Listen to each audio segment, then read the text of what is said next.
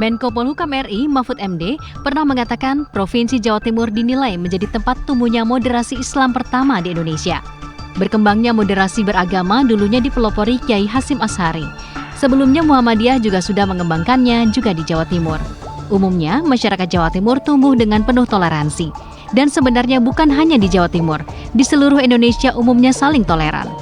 Jawa Timur menjadi salah satu contoh kerjasama antara pimpinan pemerintahan, para tokoh masyarakat hingga tokoh pemuda agar saling mengingatkan Indonesia harus dijaga bersama-sama. Radikalisme yang menjalar saat ini terjadi akibat pemahaman media sosial yang salah. Karenanya diperlukan konsep moderasi beragama yang tepat bagi para milenial agar mereka mampu ternetralisir dari paham-paham radikal. Lewat moderasi beragama, Jawa Timur diharapkan aman damai dan para pemuka agama bisa terus saling bersinergi dengan baik. Assalamualaikum warahmatullahi wabarakatuh. Salam sejahtera, Om Swastiastu, Namo Buddhaya, salam sejahtera untuk kita semuanya, Rahayu. Pemirsa JTV, kita manfaatkan peluang untuk berkumpul dan bertemu lagi dalam program Dialog Khusus Persembahan Kementerian Agama Republik Indonesia. Dan ini merupakan sebuah tema yang sebetulnya kalau kita bongkar dalam catatan sejarah, ini merupakan tema yang sudah sering dibahas, moderasi beragama di Jawa Timur. Dari kalangan akademisi sudah cukup banyak. Jadi kalau kita browsing-browsing, kita carikan pada mesin pencarian, masukkan kata kunci moderasi beragama di Jawa Timur. Ada banyak catatan, ada banyak peristiwa dan juga agenda yang dibahas di situ dan melibatkan kalangan pemerhati sekaligus ahli yang memang berkompeten bicara tentang moderasi beragama. Nah, untuk itu kita manfaatkan peluang untuk diskusi pada malam minggu ini untuk ngobrol-ngobrol dengan Profesor Dr. Bianto, Wakil Ketua Pimpinan Wilayah Muhammadiyah Jawa Timur. Beliau juga seorang akademisi dari UINSA, Surabaya. Prof. Bianto, Assalamualaikum. Waalaikumsalam warahmatullahi wabarakatuh. Mas Iman. Sehat ya, Prof? Ya, Alhamdulillah. Alhamdulillah. Secara digital kami juga akan berhubungan dengan Dr. Ahmad Zainul Hamdi, MAG, atau cukup akrab dipanggil dengan Dr. Ahmad Inung atau Gus Inung. Gus Inung, Assalamualaikum. Waalaikumsalam, Mas. Terasa jauh tapi dekat di hati. Ini di mana, Gus, posisi? Sedang di Manado ini. Sedang di Manado, Masya Allah. Mudah-mudahan dalam keadaan sehat. Dan di studio JTV Amin. kita hadir bersama Ketua Gerakan Pelajar Surabaya, Mas Aryo Seno Bagaskoro, yang tadi langsung direct dari Malang, langsung mampir ke studio Semarang. kami. Dari Semarang? Semarang. Wah, luar biasa. Jadi ngebut berarti ya? Ngebut sekali. Ngebut sekali. Baik, Mas Aryo sehat ya? Selamat malam, sehat. Alhamdulillah. Alhamdulillah, baiklah. Untuk informasi awal dan juga diskusi awal, tadi kita sudah saksikan bersama-sama bahwa tema moderasi beragama di Jawa Timur khususnya sudah sesuatu yang biasa dibahas, tapi ada pengakuan dari pemerintah pusat bahwa Jawa Timur ini punya sejarah dan akar yang luar biasa. Sekarang kalau kita manfaatkan pula untuk moderasi beragama di Jawa Timur sendiri, sebenarnya kalau menurut Prof. Bianto, seperti apa? Mungkin ada kajian-kajian telah terkini tentang kondisi moderasi beragama di Jawa Timur menurut Profesor Dr. Bianto. Monggo, Prof. Ya, baik. Terima kasih. Assalamualaikum warahmatullahi wabarakatuh. Waalaikumsalam. Mas Inung dan Mas Seno. Mas Seno ya. Aryo Seno Bagaskoro. Mas Iman yang saya hormati. Dan pemirsa JTV yang berbahagia. Pertama, memang betul bahwa moderasi ini menjadi tren ya. Menjadi harapan banyak pihak, terutama terkait dengan program untuk mengcounter radikalisme atau ekstremisme. Nah, jadi awalnya dari sana sesungguhnya. Kita ingin menawarkan satu pendekatan yang baru untuk menggeser pendekatan yang lama yang digunakan selama ini, yaitu deradikalisasi. Ini yang saya pahami ya, nanti mungkin bisa ditambahkan yang lain. Jadi pendekatan yang dilakukan pemerintah selama ini dan beberapa pihak yang bermitra dengan pemerintah itu adalah deradikalisasi.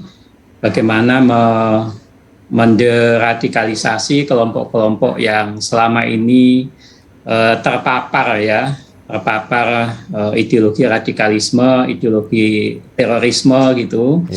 Dan kemudian mereka diajak untuk berkegiatan yang arahnya itu mereka kemudian diharapkan bisa menjadi lebih moderat, lebih terbuka gitu.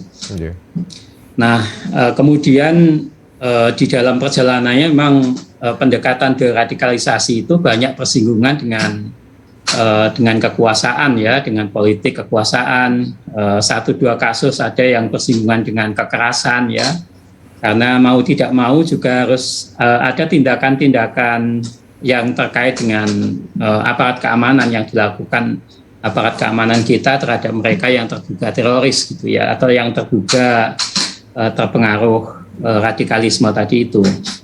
Nah, kemudian kita melihat plus minus dari program deradikalisasi itu, lalu kemudian banyak pihak mendorong ya supaya ada pergeseran pendekatan dari deradikalisasi ke moderasi begitu. Yeah.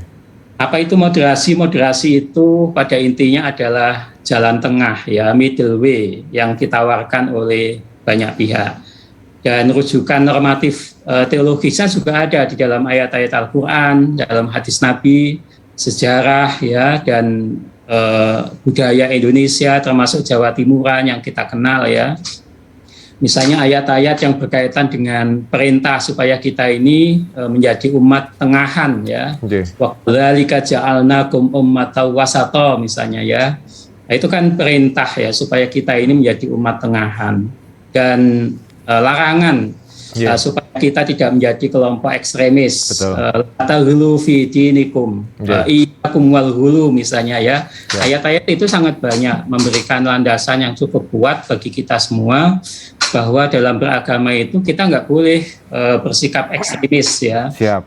Kemudian melahirkan radikalisme, ekstremisme yang selama ini kita kenal ya akhirnya kemudian bersinggungan dengan dengan kekerasan tadi. Baik, Prof Yanto, Nyon Sewu, saya coba juga manfaatkan peluang karena kalau dilihat dari catatan sejarah bahwa keberagaman yang ada di Indonesia ini merupakan sebuah aset yang luar biasa, baik keragaman etnis maupun keragaman beragamanya. Nah, saya coba beralih ke Gus Inung dulu. Gus Inung sebagai pendiri sekaligus aktivis Gus Durian, dan Anda juga sebagai seorang akademisi dari UINSA juga, mungkin punya kajian, punya telaah dengan apa yang dikatakan Prof Yanto tadi, sampai dengan sekarang ini kita sudah mencapai tahapan yang seperti apa, Gus Inung? Monggo.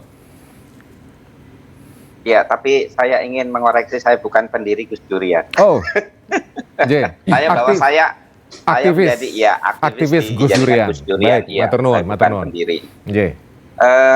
Jadi begini, saya ingin spesifik aja di Jawa Timur ya. Spesifik aja di Jawa Timur. Jadi mengapa moderasi beragama itu penting? Jawa Timur itu harus kita akui, mungkin juga Indonesia ya secara umum. Tapi saya ingin fokus di Jawa Timur. Secara umum, Jawa Timur itu adalah basisnya NU dan Muhammadiyah. Yeah. Saya tahun 2020 kemarin saya melakukan penelitian nasional tentang NU dan Muhammadiyah, dan saya meminta langsung kepada para pengurus NU dan Muhammadiyah untuk memilih 2 wilayah basis. Dan dua-duanya, baik NU maupun Muhammadiyah, itu menjadikan Jawa Tengah dan Jawa Timur sebagai wilayah basis utama nasional. Nah, kalau kita sekarang ngomong di Jawa Timur, kita akan melihat bahwa Jawa Timur itu adalah satu dari 2 wilayah basis dari NU dan Muhammadiyah. Nah, secara umum kalau kita berbicara tentang pilar Islam moderat di Indonesia, itu kita nggak mungkin akan mengabaikan 2 ini. Dan inilah pilar utama kita. Indonesia ini 87 sekian persen itu Muslim. Dan kemudian kalau di total antara pengikut Muhammadiyah dan NU itu diakumulasi itu mencapai 60% dari total Muslim di Indonesia. Nah, kalau kemudian NU dan Muhammadiyah ini adalah pilar utama dari Islam wasatiyah atau Islam moderat di Indonesia. Jadi menurut saya betapa pentingnya, dan bangsa ini perlu berterima kasih pada 2 organisasi keislaman. Karena inilah yang pada akhirnya menjaga kita tetap nggak berubah menjadi negara yang dipenuhi dengan darah hanya karena peperangan antar agama. Nah, di Jawa Timur, sekalipun seperti itu, sebetulnya di Jawa Timur kita memiliki data-data yang nggak bisa diabaikan.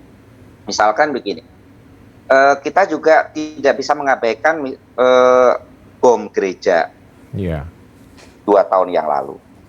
Nah, di tahun 2019 saya terlibat survei kepada 1.000 anak SLTA di Jawa Timur. Syukur alhamdulillah sebagian besar masih terlihat moderat, dan angka mereka tidak setuju dengan kekerasan atas nama agama itu tinggi. Tapi dalam survei-survei seperti ini itu justru yang kita lihat adalah simpangan-simpangannya.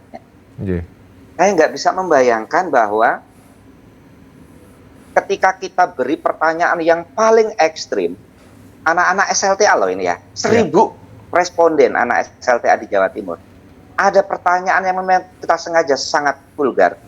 Apakah orang yang berbeda keyakinan itu harus kita usir?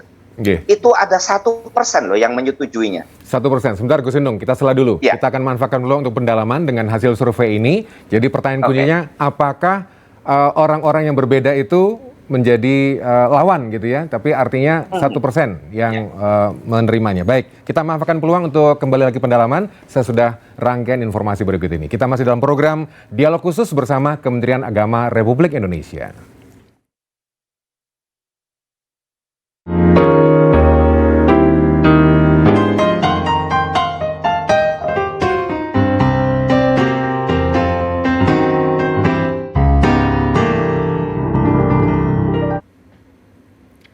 Dialog Khusus JTV dengan tema besar moderasi beragama di Jawa Timur. Tadi saya terpaksa nyela dulu hasil survei yang dipaparkan Gus Inung. Gus Inung, coba diulas kembali Gus Inung. Jadi hasil survei tadi yang 1% seperti apa penjelasannya, monggo Gus? Jadi yang di tahun 2019 saya lupa karena saya nggak nyiapin data-datanya, tapi data-data ada di saya karena saya terlibat di dalam survei itu. Itu ada beberapa pertanyaan. Tapi saya ingin katakan bahwa secara umum kita bahagia karena anak-anak muda kita ketidaksetujuannya terhadap kekerasan sekalipun atas nama agama itu tinggi. Tidak setuju mereka. Tapi yang juga perlu kita sampai mengernyitkan dahi adalah karena kita menyengaja ada satu pertanyaan tentang beberapa pilihan.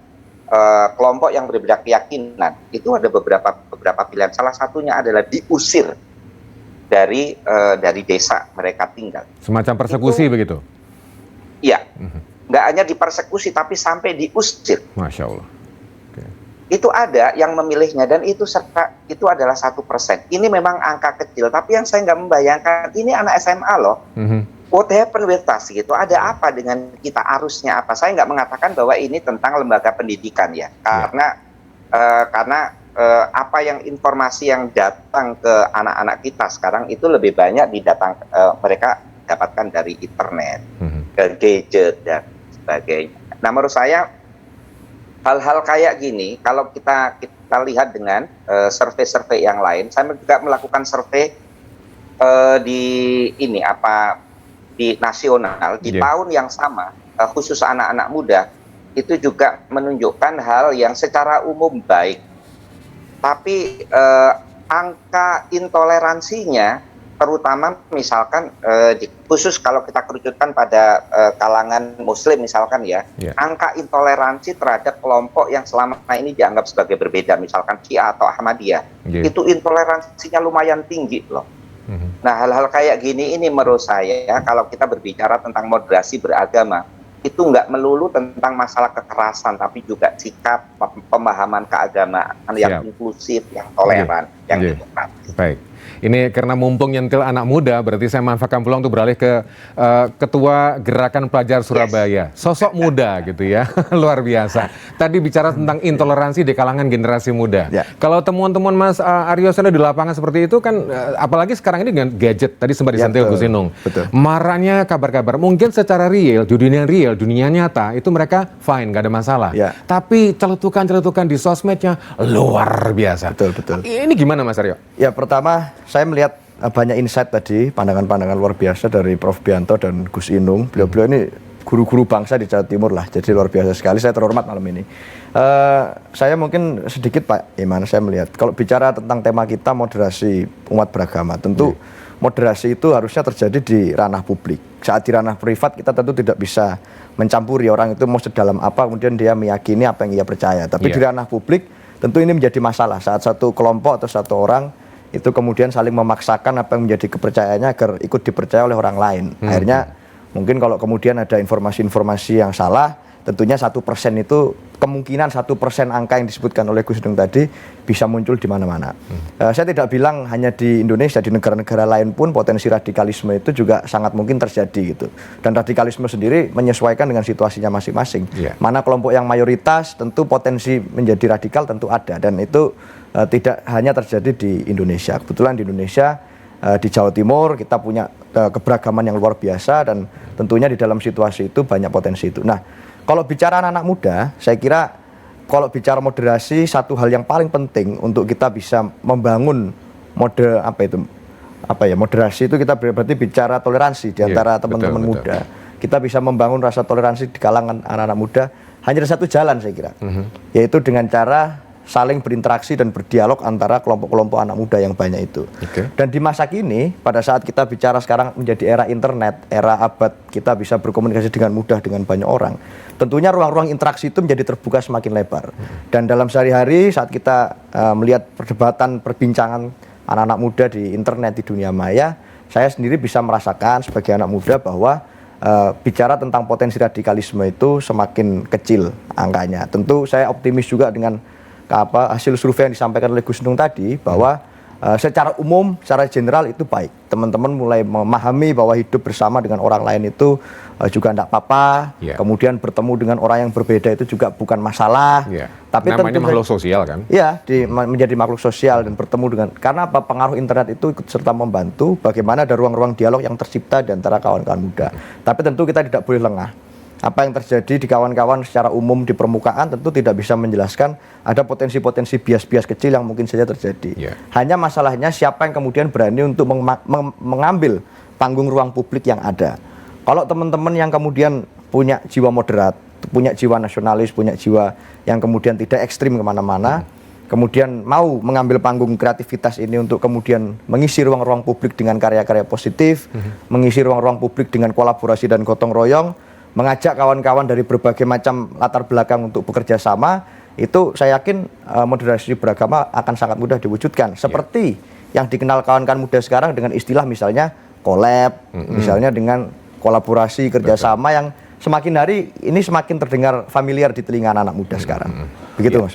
Kita masih dalam program Dialog Khusus bersama Kementerian Agama RI. Kita akan memanfaatkan peluang pendalaman dengan para narasumber, Profesor Dr. Bianto, akademisi dari UINSA, dan juga Gus Inung, aktivis Gus Durian, beliau juga seorang akademisi, dan juga di studio ada Mas Aryo Seno Bagaskoro. Kita kembali sesudah informasi berikut.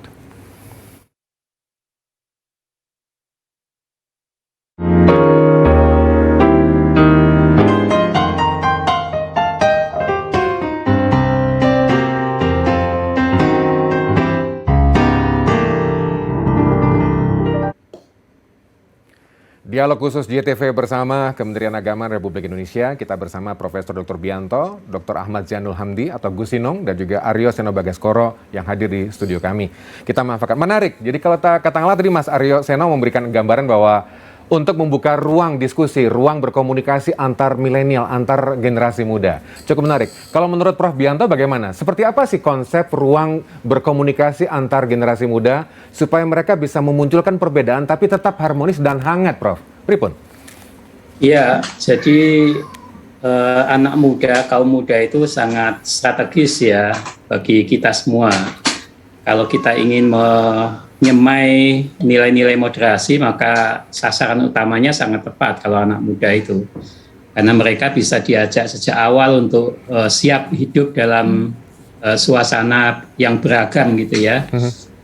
Respect to diversity, ya itu penting itu, menghargai perbedaan. Bahkan bukan hanya menghargai perbedaan, itu harus dirayakan. Celebrate diversity itu menjadi poin-poin yang sangat penting. Dan anak muda di sini menjadi strategis karena mereka adalah para pemimpin yang akan datang, dan anak-anak yang sekarang lagi di sekolah dasar menengah ya, di kampus, itu memang harus dikenalkan dengan nilai-nilai moderasi yang dalam bahasa agama ya, dalam bahasa Islam disebut dengan wasatiyah itu. Saya kebetulan aktif juga di FKUB Jawa Timur ya. Dan kami juga mendiseminasi kegiatan-kegiatan dalam rangka untuk menyemai nilai-nilai demokrasi, nilai-nilai moderasi, mohon maaf, di kalangan anak-anak muda ya. Misalnya melalui kemah lintas agama misalnya ya. Lalu kemudian anak-anak muda itu diajak saling mengunjungi tempat-tempat ibadah ya. Ini menjadi pengalaman-pengalaman keagamaan yang bagi saya sangat penting. Lalu kemudian anak-anak muda juga diajari, dikenalkan ya bagaimana secara teologis agama-agama itu sesungguhnya punya komitmen yang sama terhadap nilai-nilai moderasi itu. Jadi yang perlu ditekankan bahwa moderasi itu bukan hanya penting bagi Islam ya, tetapi itu penting bagi semua agama. Yeah. Karena semua agama menghadapi apa yang disebut dengan tadi yang kita bicarakan dengan radikalisme, dengan ekstremisme tadi itu ya. Yeah.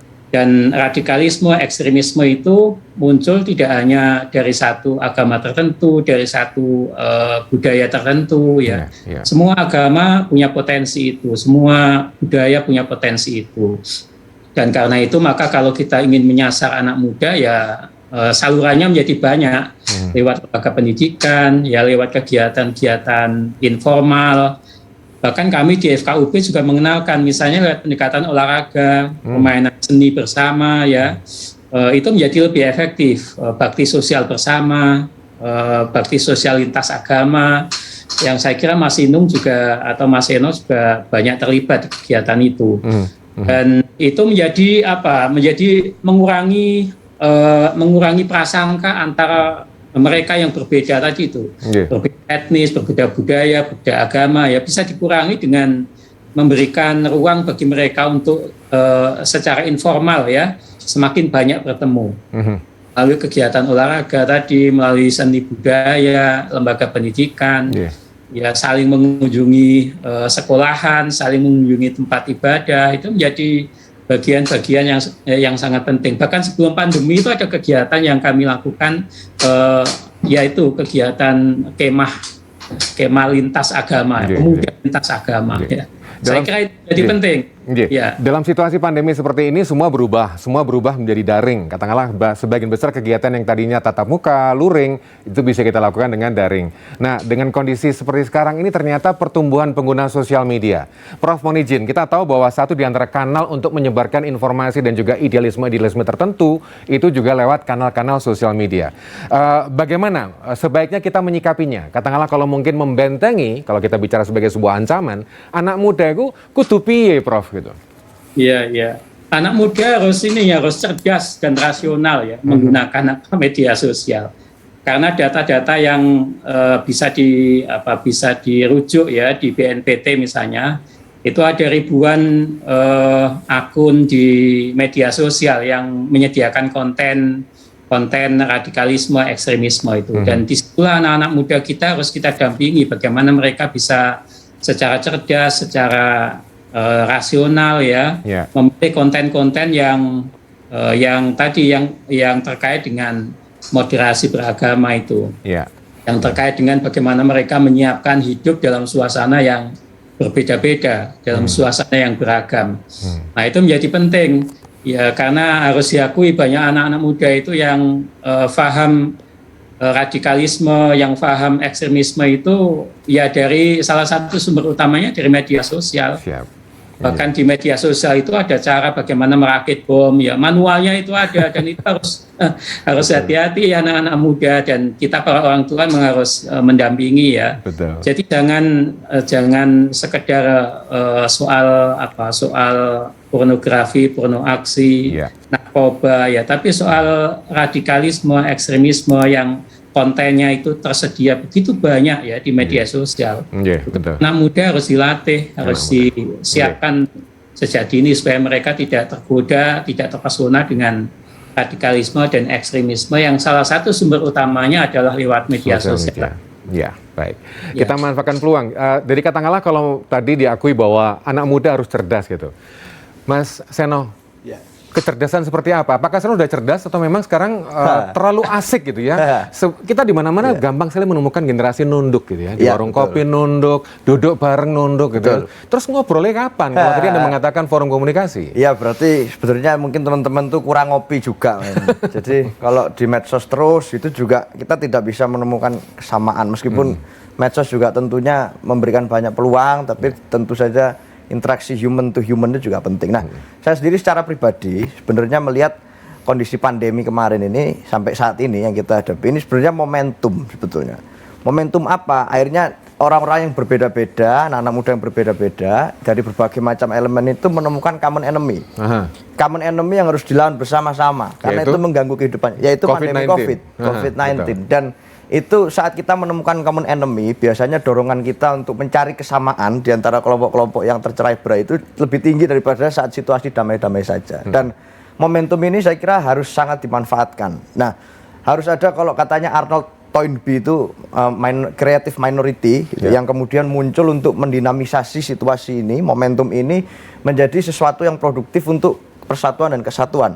Saya secara pribadi tidak melihat ada masalah saat teman-teman itu berbeda satu sama lain. Namanya ibaratnya sop campur itu tentu semuanya harus, sayurnya tetap harus bentuk sayur gitu. Kemudian sopnya harus tetap bentuk air kuah gitu. Tidak bisa sayurnya berubah menjadi kuah juga, tidak mungkin. Dia tetap harus berupa wujudnya masing-masing. Saat dia menjadi satu, baru kemudian rasanya enak, baru kemudian membawa khasiat. Nah, sama halnya dengan perbedaan-perbedaan itu. Saya kira teman-teman harus punya situasi, harus memiliki kesadaran mental untuk menyadari bahwa perbedaan itu it's fine. Yang penting kemudian apa yang bisa kita lakukan bersama di dalam perbedaan itu. Kamu bisa A, aku bisa B. Ya daripada A dan B bertarung siapa yang jadi, mendingan kita jadi AB. Nah, itu yang kesadaran mental semacam itu yang saya kira harus dibangun. Dan kondisi kemarin pandemi ini sampai hari ini saya kira menjadi momentum penting bagaimana kawan-kawan bisa didorong untuk terlibat aktif menyelesaikan persoalan ini di tengah segala perbedaan yang kita miliki.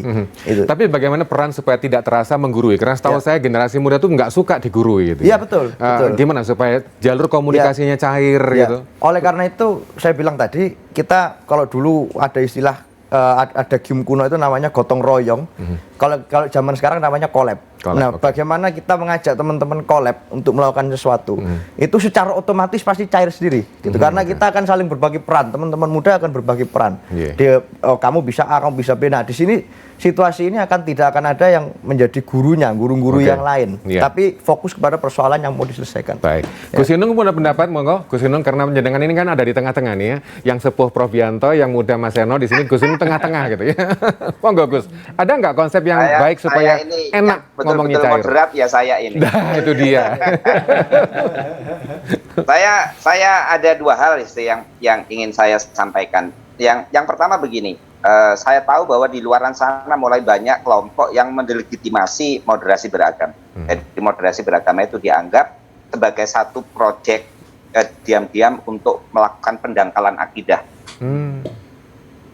Itu saya tahu itu udah banyak sekali. Yang ingin saya sampaikan adalah seperti yang disampaikan oleh Pak Bi tadi, sebetulnya kalau kita berbicara tentang dalam konteks Islam wasatiyah, banyak sekali dalil-dalil.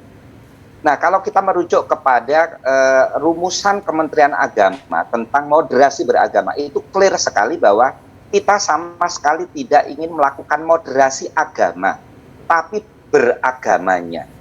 Yaitu cara kita memahami, bersikap dan perilaku. Apa sih yang disebut dengan moderasi beragama? Itu adalah pemahaman, sikap dan perilaku beragama yang mewujudkan nilai-nilai universal agama. Nah, nilai-nilai universal agama itu satu, itu adalah menjunjung tinggi harkat dan martabat kemanusiaan.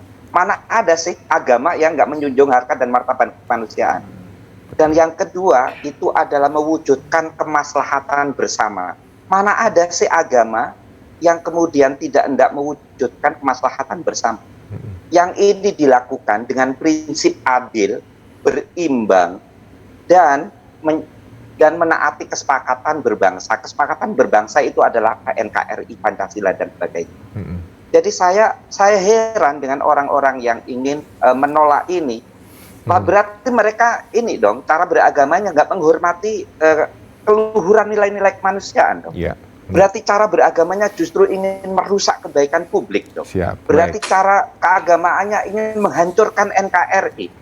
Nah, menurut saya ini penting untuk didudukkan. Nah, itu satu. Yang kedua, kita dulu Gus, nanti kita manfaatkan. Kita stop di satu dulu, kedua nanti kita lanjutkan sesudah informasi berikut. Kita masih bersama dalam program Dialog Khusus JTV bersama Kementerian Agama Republik Indonesia. Kita kembali sesudah informasi berikut ini.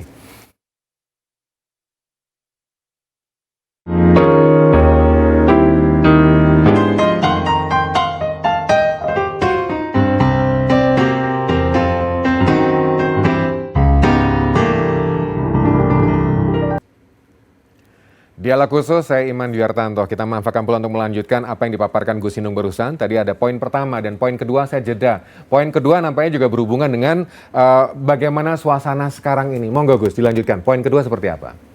Ya, nah yang kedua menurut saya adalah bagaimana kita memasarkan atau menyampaikan message ini dengan tepat menurut saya. Saya ini termasuk orang yang nggak menangisi dengan era media saat ini.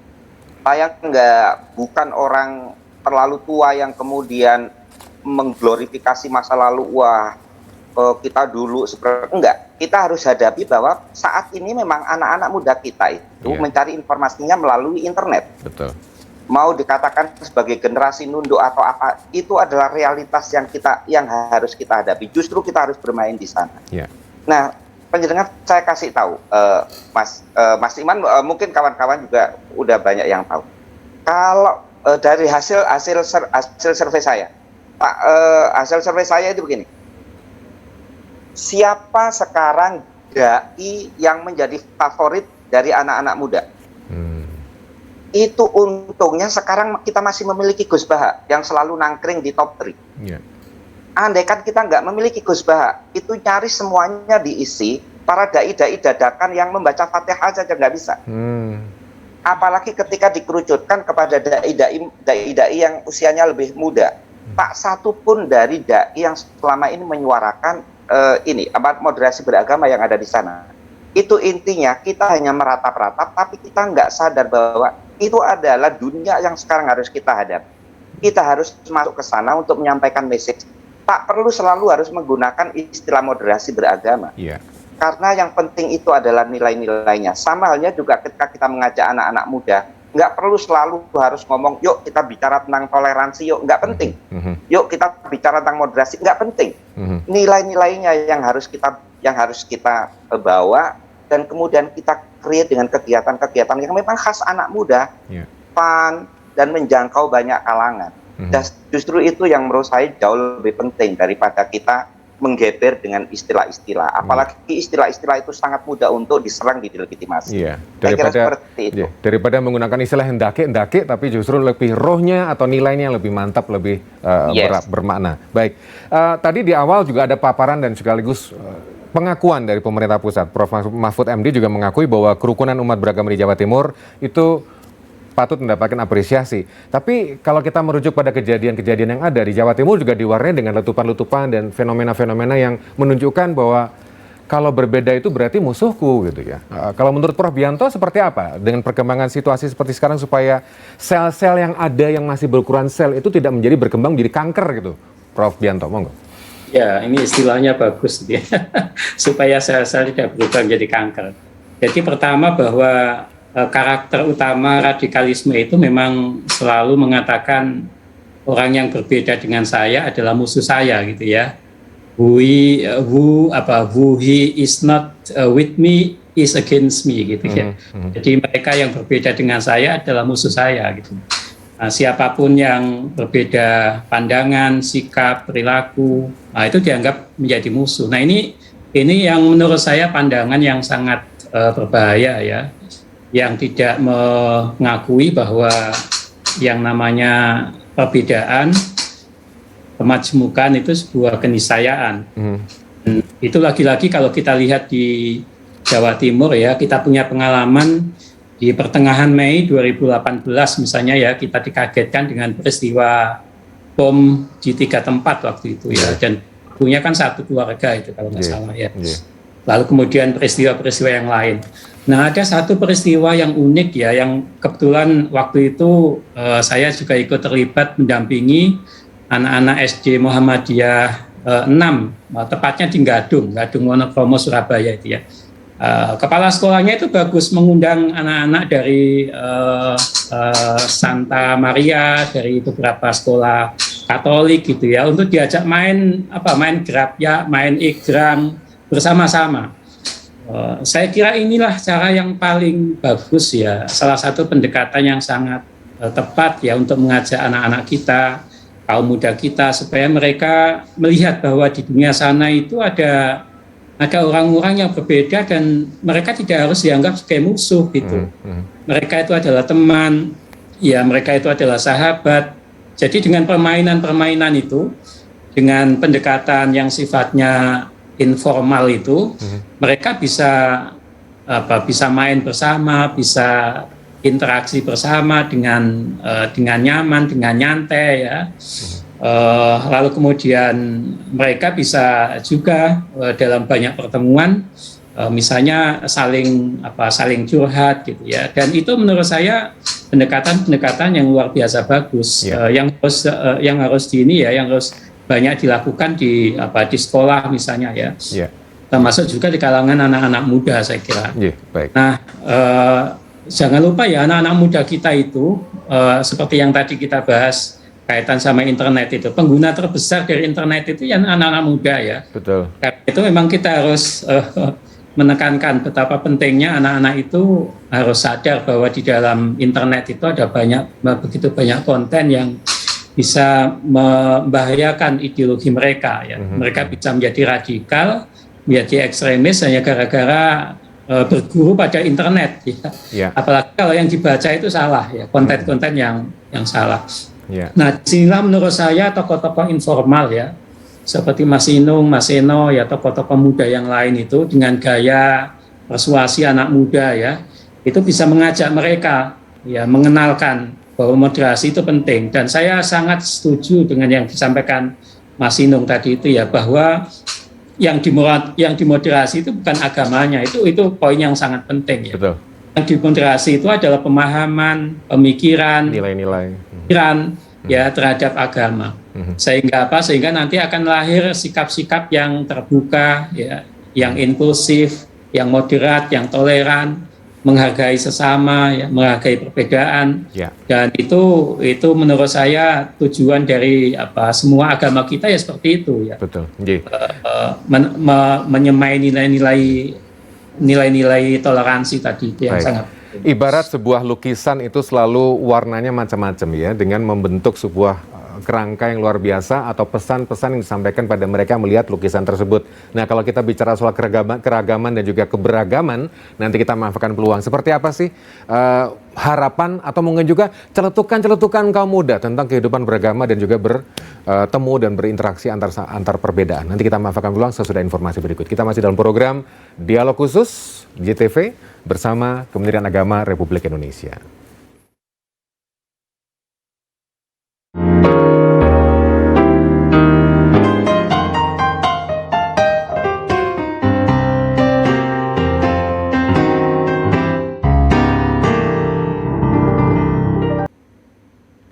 Dialog Khusus JTV bersama Kementerian Agama Republik Indonesia. Mas Eno, seperti apa sih Mas, kalau kita kumpul sesama kaum muda gitu ya, mungkin karena usia saya berbeda dengan panjenengan itu, kalau mungkin masih kumpul, itu kalau yang diomongkan tentang kehidupan bersama, bekerja sama, berkolaborasi, tanpa menggunakan istilah agama gitu ya, tanpa harus pakai endaki-endaki lah gitu ya. Itu apa sih celutukan-celutukan yang berbunyi itu? Ya kalau saya mengalami dengan kawan-kawan di Surabaya, dengan di beberapa kota-kota di Jawa Timur, kita bahkan sudah tidak bicara tentang itu kalau bertemu langsung.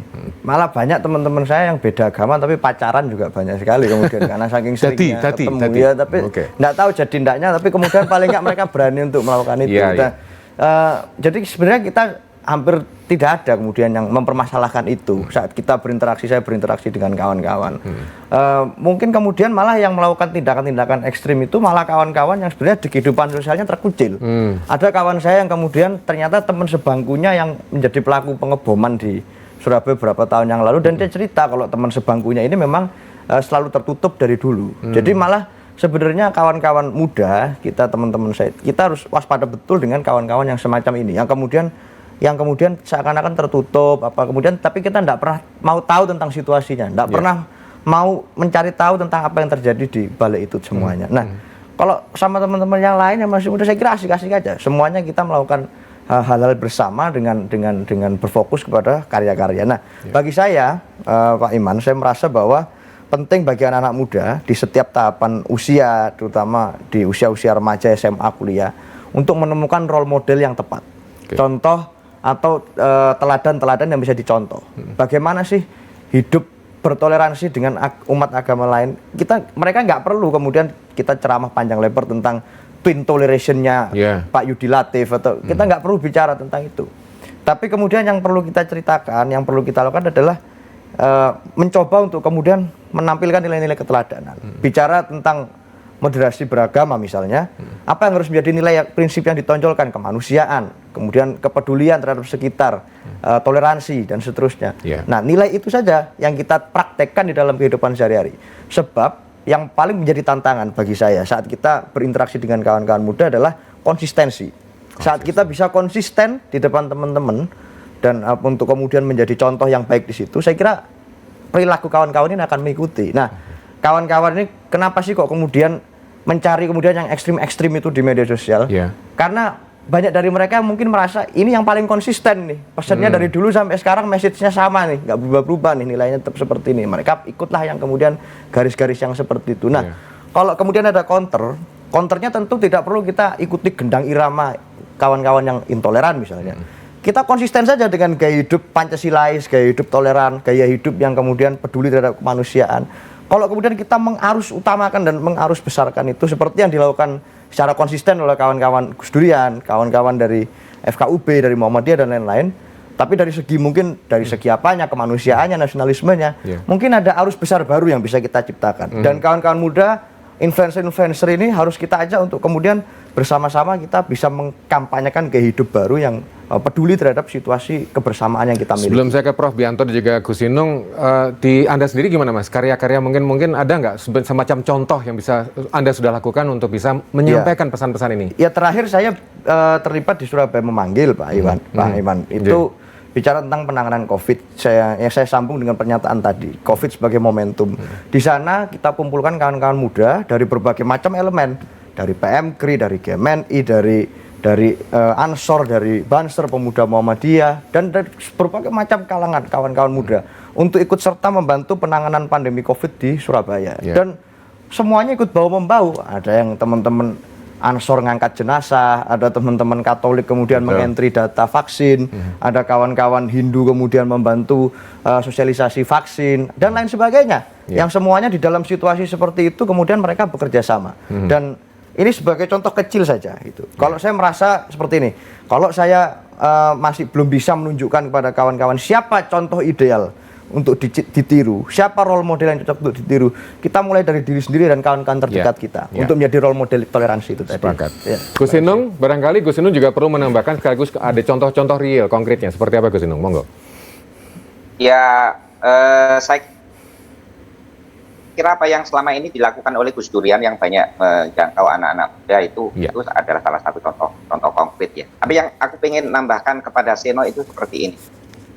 Saya setuju bahwa selagi anak-anak muda ini masih bisa berbaur di antara mereka, nggak peduli latar belakangnya apa, selesai masalah kita.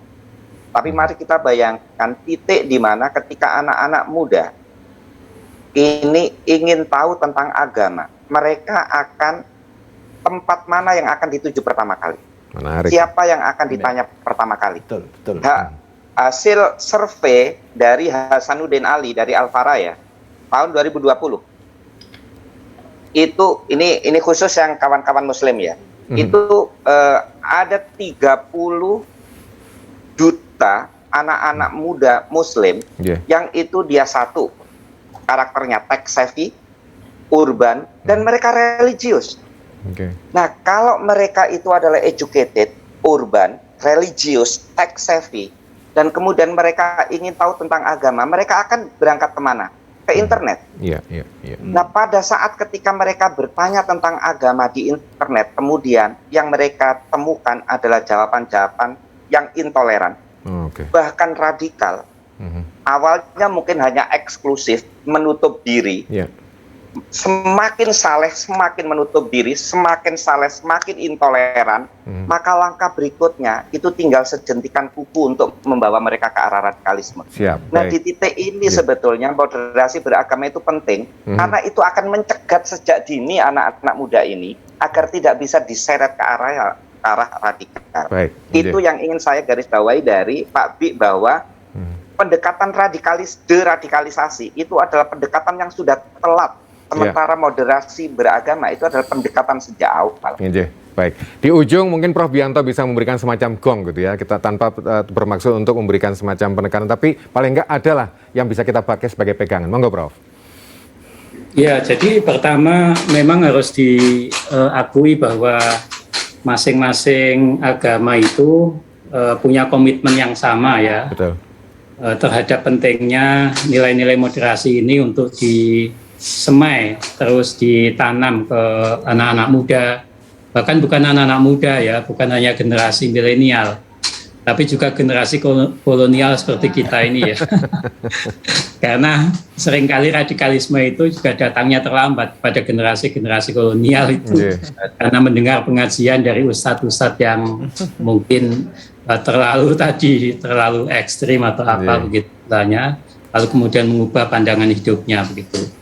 Nah, itu komitmen kita semua saya kira. Betul. Dan yang kedua, kita harus memahami bahwa memang ada sisi-sisi yang harus kita akui, ada perbedaan ya. Terhadap yang beda itu harus kita akui sebagai sebuah perbedaan dan tidak usah dipaksakan untuk sama ya. Berbeda tetap harus diakui berbeda. Nah, tugas kita adalah memperbanyak titik-titik persamaan tadi itu melalui kegiatan-kegiatan, terutama kegiatan-kegiatan informal ya, yang menurut saya penting. Karena di kegiatan-kegiatan informal, pertemuan-pertemuan yang tadi disinggung oleh Mas Eno, Mas Inung ya, melalui kegiatan-kegiatan anak muda itu menjadi sangat cair mereka. Mereka menjadi seperti tidak ada perbedaan di antara mereka. Dimulai kegiatan-kegiatan itu. Nah, itu tugas kita adalah memperbanyak pertemuan-pertemuan informal itu supaya mereka semakin cair ya, mereka semakin memahami bahwa mereka itu hidup tidak sendirian, tapi bersama yang lain, dan yang lain itu tidak selalu sama dengan dirinya. Yang lain itu bisa saja berbeda dengan dirinya. Baik. Yang ketiga saya kira ini juga penting ya, terkait dengan bahwa yang dimoderasi tadi sekali lagi bukan agamanya, yang dimoderasi, yang diperluas itu bukan agamanya, karena agama itu datang dari Yang Maha Kuasa. Wahyu. Yang dimoderasi itu adalah pemahaman, sikap dan perilaku kita supaya sejalan dengan nilai-nilai tadi wasatiyah dalam bahasa Islam tadi. Saya kira itu. Terima kasih. Prof Bianto, matur nuwun untuk sambung dengan kami dalam program Dialog Khusus, Prof. Kapan-kapan kita diskusi lagi, Prof. Salam sehat. Gus Inung, matur nuwun Gus Inung, nun jauh di sono di Sulawesi Utara. Mudah-mudahan dan berkah sehat ya, Gus. Matur nuwun Gus Inung. Mas Arya Seno, terima kasih untuk rawuh di studio JTV. Mudah-mudahan kita ketemu lagi. Baik, untuk pemirsa JTV, kita manfaatkan peluang untuk ngobrol-ngobrol singkat dan tentang tema besar kita adalah moderasi beragama Jawa Timur. Sama-sama kita sepakat bahwa sesuatu yang baik perlu kita jaga. Mudah-mudahan saja diskusi ini membawa sesuatu supaya kita bersama-sama satu faham bahwa kita perlu menjaga kebersamaan dalam perbedaan. Saya Iman Diartanto. Wassalamualaikum warahmatullahi wabarakatuh. Om Santi Santi Om. Sampai jumpa lagi.